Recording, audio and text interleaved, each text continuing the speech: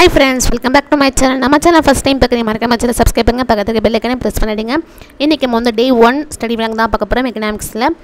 So இன்னைக்கு வந்து என்ன பார்க்க போறோம்னா இந்தியாவோட எகனாமிக்ஸோட ஒரு இன்ட்ரோடக்ஷன் மாதிரி பார்க்குறோம். அதான் இன்னைக்கு வந்து ஸ்டார்ட் பண்ணுறோம்.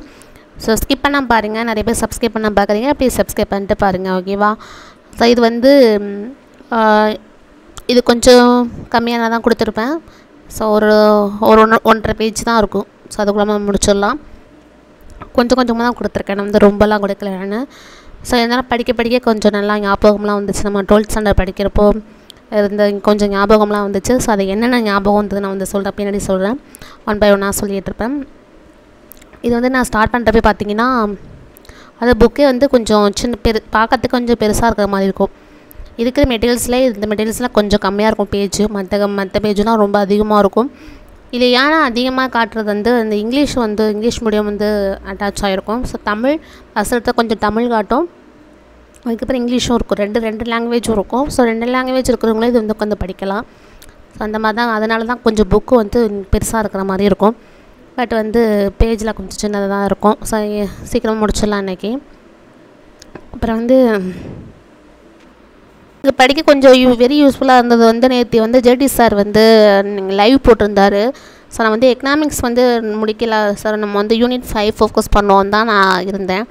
அவர் லைவ் போட்ட உடனே சரி நம்ம எக்கனாமிக்ஸ் முடிச்சிருவோம் அப்படின்னு தான் சொல்லி எக்கனாமிக்ஸ் பார்த்தேன். அவர் லைவ் வந்து நேற்று அட்டன் பண்ணேன், 2 ஹவர்ஸில் அட்டன் பண்ணேன். ஸோ அந்த நேரத்தில் தான் வந்து நம்ம மழை எல்லாமே வந்து குளறுபடி ஆனது.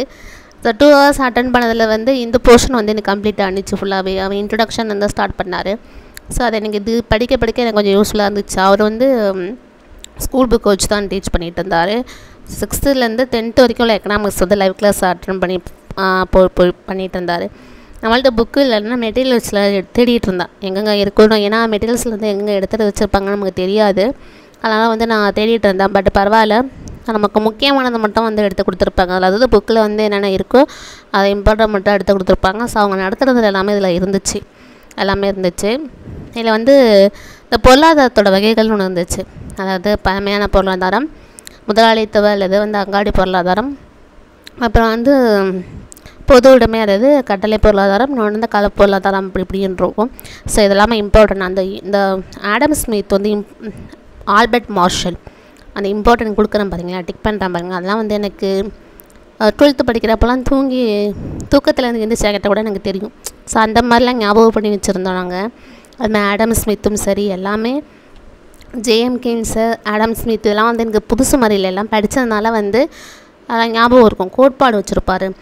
ஜேஎம் கெய்ன்ஸ் வந்து அதாவது புதிய பேரிடர் பொருளாதாரத்தின் தந்தைன்னு சொல்லி அழைப்பாங்க. இது மாதிரி நிறையா வேர்ட்ஸ் நிறையா கோட்பாடு வச்சுருப்பாங்க. ஆல்பர்ட் மார்ஷல்லே வந்து பொருளியல் கோட்பாடு ஒன்று வச்சு அறிமுகப்படுத்தியிருப்பார். ஸோ ஒவ்வொருத்தங்களும் ஒவ்வொரு மாதிரி இருக்கும்.